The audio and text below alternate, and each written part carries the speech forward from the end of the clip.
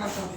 এই মুহূর্তে যদি তরুণদা আসতো, পূর্ণ ঝাড়ি দিত পুরো বোর্ডকে, পূর্ণ ঝাড়ি দিত। তরুণদা কথা বললে মনোমুগ্ধের মতো শুনতে হয়, কিন্তু তথ্য যদি না থাকে, এই যে তরুণ অ্যাফিকশন তরুণরে ধরেন আমি চিনি, সে 96 সাল থেকে দেখছি ওনার পকেটে একটা কলম থাকে, একটা কাগজ থাকে ছোট, সেখানে নোট করে, এখনো কথা বলার আগে নোটটা তার হাতে থাকে। যিনি অবলীলক্রমে মাইকে 3 ঘন্টা 5 ঘন্টা কথা বলতে পারে, তারপরও সে নোট নিয়ে কথা বলে, এটা তো শিক্ষণীয়। মানে স্কুলিং মানে শিক্ষা। আর ন্যাশনাল বোর্ড মেম্বারদের ওরিয়েন্টেশন এটা স্কুলিং নয়, এটা হলো ন্যাশনাল বোর্ড মেম্বারদের হাইয়েস্ট লেভেল। এই হাইয়েস্ট লেভেলে প্রত্যেকটা মানুষ, আজকে আপনার বোর্ডের যতজন ন্যাশনাল বোর্ড মেম্বার নির্বাচিত হয়েছেন তাদের প্রত্যেকের এক্সেপশনাল ছাড়া সবাই এখানে উপস্থিত থাকা এখন তো জরুরি ছিল। কারণ আমি যদি আমার সংগঠনকে শ্রদ্ধা না করি, আমি যদি আমার সংগঠনকে না জানি, আমার দায়িত্ব সম্পর্কে যদি আমি না জানি, তাহলে আমি কাজটা করবো কি?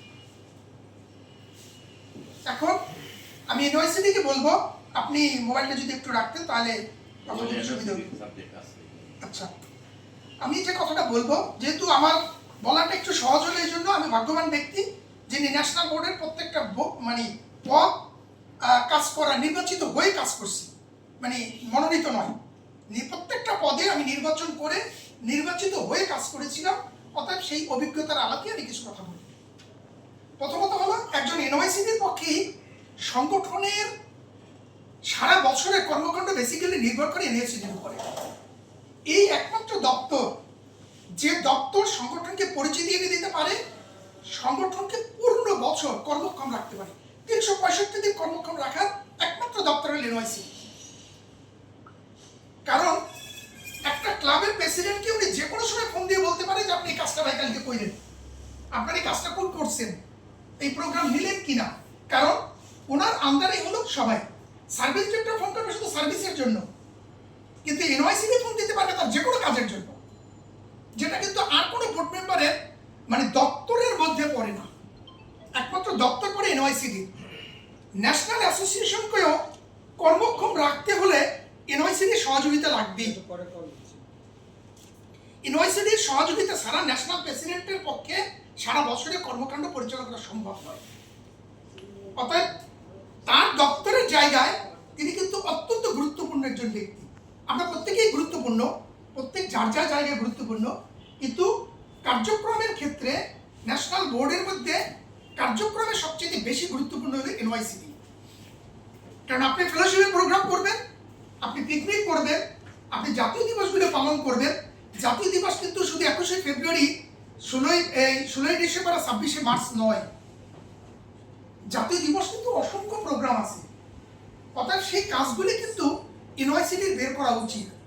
যে আমি আজকে কবে বিশ্ব পরিবেশ দিবস, বিশ্ব মহিলা দিবস কবে, এই বা শিশু দিবস কবে, এই দিন আমরা কি প্রোগ্রাম নিতে পারি, এটা কিন্তু তার দপ্তর থেকে চিঠি যেতে হবে আগে।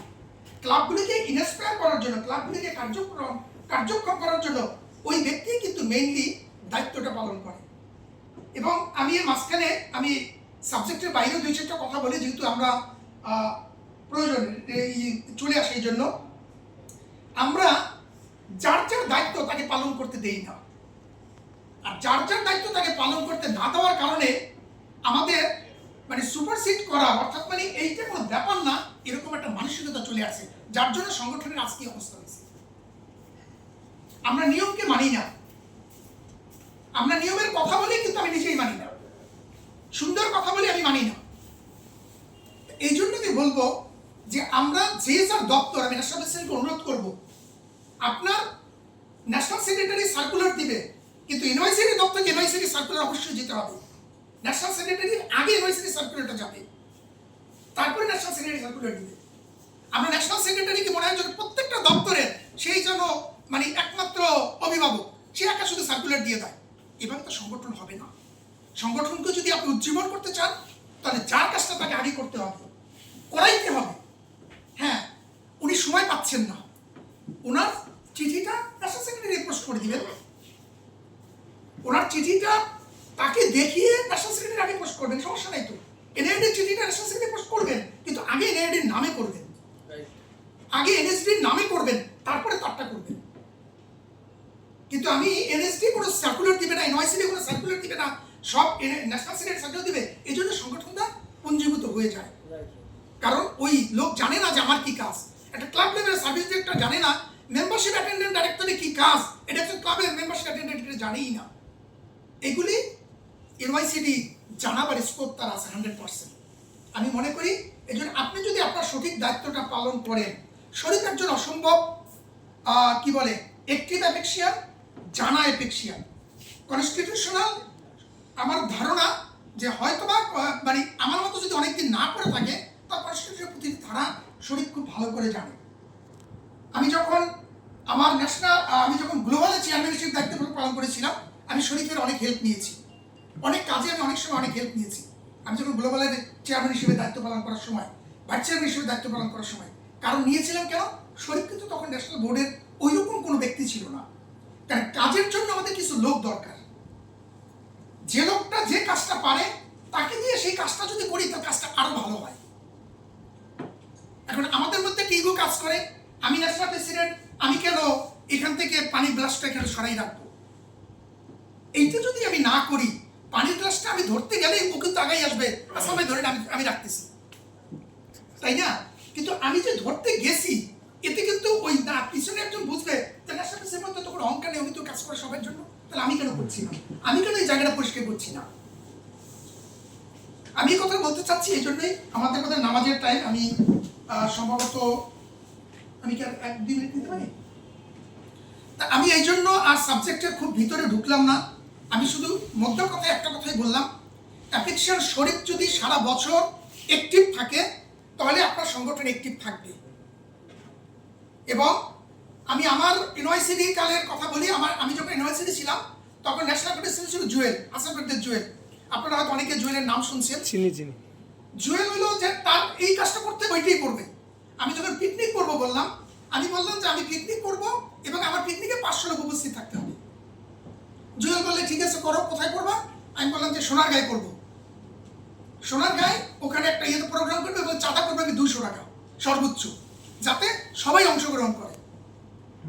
ও বললো যে না, এখানে আমাদের খরচ আসতেছে 450 টাকা, তুমি 200 টাকা চাঁদা করলে আমি এই পিকনিক এখানে করবো না, আমি চাঁদা করবো 500 টাকা। এখন আমি ইউনিভার্সিটি ন্যাশনাল প্রেসিডেন্ট, আমার সাথে তার সাথে রীতিমতো মিটিংয়ে ঝগড়া হলো।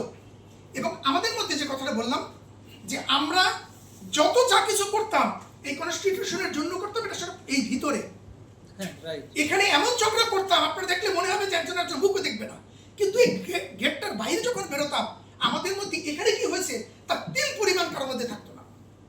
আমরা মনে কখনো ধারণ করতাম, কারণ আমি বিশ্বাস করি আমি একজন অ্যাপেক্সিয়ান। অ্যাপেক্সিয়ান মানে আমি একজন ভালো মানুষ। আমি একজন ভালো মানুষ হলে আমি কাউকে হিংসা করতে পারি না, আমি কারো খারাপটা ধরে রাখতে পারি না। আমি যদি কারো খারাপটা ধরে রাখি, আমি যদি কারো বকাটা ধরে রাখি, তাহলে আমি একজন অ্যাপেক্সিয়ান হইনি। আমি বিশ্বাস করি যে আমি যদি কারো কোনো কথা গতকালকে আমাকে গালি দিয়েছিল এটা যদি মনে রাখি, তাহলে আমি অ্যাপেক্সিয়ান না। আমার ভালো অ্যাপেক্সিয়ান মানে আমি একজন ভালো মানুষ, এই ভালো মানুষ হতে হবে। এখন সেই জন্য বললাম যে আমরা কিন্তু সেই পিকনিক 2000 টাকায় এই 200 টাকা চাঁদা নিয়েই করছি। কিভাবে করছিলাম? ওনারে বলছে 2000 টাকা দাও, ওনারে বলছে 5000 টাকা দাও, ওনারে বলছে 3000 টাকা দাও, আমি কিন্তু 200 টাকা চাঁদা নিয়েই করেছি। ন্যাশনাল প্রেসিডেন্টের বিপক্ষে গিয়ে কেন করতে পেরেছি? সংগঠনের প্রতি আমার দরদ ছিল এবং আমি যে টাকাটা ম্যানেজ করতে পারবো সেই আস্থা আমার উপর ছিল, যে আমি প্রতিটি মেম্বারের জন্য 200 টাকা করে আমি আমার 10 জন অ্যাপেক্সিয়ানের কাছ থেকে নিয়ে আসতে পারবো। টাকা কিন্তু আমি দিইনি, তাই না? এখন মানে কথা হলো এইটুকুই যে আমরা সংগঠনের স্বার্থে আমরা যে কোনো জায়গায় একটু পিছপা যেন না হই, এবং আমি নিজে যেন ভালো থাকি। সবার আগে হলো আমি নিজে যেন ভালো থাকি। হ্যাঁ, কাজ করবো, আমাদের ভুল তো থাকবেই, ভুল ছাড়া তো মানুষ নয়, আমরা তো ফেরেশতা না। আমি কাজ করবো, আপনার আমাকে পছন্দ নয় আমি হাঁটতেছি, আপনার মনে হয় পাশাপাশি এইভাবে হাঁটি, আসলে কিন্তু আপনি ওইভাবে হাঁটেন, আমি ওইভাবে হাঁটি, তাই না? যার যাকে যদি পছন্দ না হয় তখন তো আমরা তো দোষ খুঁজে পাই। আমরা দোষটা খুঁজবো না, আমরা দোষটা খুঁজবো না। অ্যাপেক্সের একটা কথা আছে, একজন মানুষ যদি ধরেন আমি খারাপ, আমি বলতেছি উনি খারাপ মানুষ, ওনার 9টা খারাপ গুণ, একটা ভালো গুণ আছে। ওই একটা ভালো গুণকে বড় করিয়া আগে বলো, 9টা সমান করে একটা গুণকে বলো, আর 9টা দোষকে একটার মতো ছোট করে তারপরে বলো। 9টা দোষকে যদি ছোট করে একটার মতো করে বলি, আর একটাকে যদি 9টার মতো করে বার করে বলি, তো ওই মানুষটা কালকে ভালো হয়ে যেতে বাধ্য। This is apex. এটাই আমার ধর্ম আমাকে শিক্ষা দেয়। আমার ধর্ম বলে যে তুমি কারো ইয়ে বলবা না, সেই কথাটাই অ্যাপেক্স বলছে, কনস্টিটিউশন বলছে। আমি আপনাদের প্রতি একটা অনুরোধ করব যে আমরা অ্যাপেক্সের যৌবনটা চাই। এই যে অবস্থাটা, এটা 100 বছরের বৃদ্ধর বয়স, এটা 100 বছরের বৃদ্ধ বয়সের এই সময় এখন এই ফ্লোর। অর্থাৎ আমরা চাই যৌবন চাই, সেই 28 বছর 30 বছরের যৌবন চাই। আমি প্রত্যাশা করব পান্নার নেতৃত্বে অ্যাপেক্স সামনের দিকে এগিয়ে যাবে। আর আমি অ্যাপেক্স এগিয়ে যাবে, আমি ইউনাইটেড অ্যাপেক্স চাই। আমি প্রথমত চাই একটা যাত্রা করার জন্য কতগুলো স্টেপ থাকে, পথ থাকে। আমি আজকে বলতে চাচ্ছি এইটুকুই যে আমরা যখন ডিবেটেশন হলাম, ডিবেটেশনের পরে আমাদের এই দুইটা গ্রুপের মধ্যে ছিল 18-19, ডিফারেন্সটা ছিল একের উপরে 9। মানে একজনে যদি 18 বলি, আরেকজন 19, 19.5 কিনা এটা সন্দেহ আছে। গ্লোবালি আমরা ভুবনের নেতৃত্বে যে অ্যাপেক্সটা ছিল, সেই অ্যাপেক্সটা কিন্তু 18ই ছিল। কিন্তু আজকের এসে আমাদের যখন দ্বিতীয়বার যখন ভাঙ্গনটা হলো, আজকে আমরা হয়ে গেছি 20-80, দুইটা গ্রুপ মিলে হয়ে গেছে 20। যেখানে আমরা 19-20 ছিলাম, সেখানে আজকে আমরা 4 পাশে চলে আসছি, 3 সাইডে চলে আসছি। কেন চলে আসছি? দ্বিতীয় ভাঙ্গনের কারণে। আমি স্বপ্ন দেখতেছি এখানে ভুবন আছে, এই ভুবনের নেতৃত্বেই অ্যাপেক্সটা আমরা নতুন করে শুরু করেছিলাম। আমি আশা করব যে পান্নার নেতৃত্বে এই বছর শেষের আগে আমরা যেন এক ফ্লোরে যেন অন্তত এই দুই গ্রুপ যেন একসাথে থাকতে পারি। আমি এই মেসেজটা দেওয়ার জন্য আপনাদের কাছে আসা। ভাই কি লাভ, আপনি এই ইয়া থেকে আসছেন, এই চিটাগং থেকে আসছেন, অনেক দূরে থেকে আসছেন, মজা তো চাই। পরিবার বাদ দিয়ে আপনি এখানে আসছেন, কেন আসছেন? অ্যাপেক্সের টানে। অ্যাপেক্সে যদি আপনি মজাটা না পান, তাহলে আপনি অ্যাপেক্স করে লাভ নেই। আর অ্যাপেক্সে যদি আপনি মজা পান, তাহলে আপনি জীবনে কোনোদিন অ্যাপেক্স ছাড়তে পারবেন না, কোনোদিন ছাড়তে পারবেন না। সেই মজাটা পাইতে হলে সেই পরিবেশটা তৈরি করা দরকার। আমি আপনাদের কাছে শুধু এই আহ্বানটাই আসছি। আমি টিপুদের গ্রুপে গিয়েও সেদিন এই সেম কথাটাই বলেছি যে আমি চাই ভাই আপনারা অন্তত এই দুই গ্রুপ অন্তত আপনারা অন্তত এক হন। তারপরে যদি সুযোগ থাকে আমরা অন্য ইয়েটা চিন্তা করবো। কিন্তু 18-20-এর যে বিষয়টা ছিল, 18-19-এর সেই পর্যায়ের জন্য আমি স্বপ্ন দেখছি আপনারা যেন খুব শীঘ্রই আপনারা সেই রকম পদক্ষেপ নেবেন, আপনারা যেন আবার একত্রিত হতে পারেন। ঢাকা বিশ্ববিদ্যালয়ে যে টিচার আছেন উনি এখানে দেখবেন এখানে 20 জন না, এখানে 200 জন আছে। সেই দিনটা প্রত্যাশা করে আমার কথায় যদি কেউ মনে কষ্ট পেয়ে থাকেন, আমি এই জন্য অ্যাপোলজি চাচ্ছি। সকলে ভালো থাকবেন।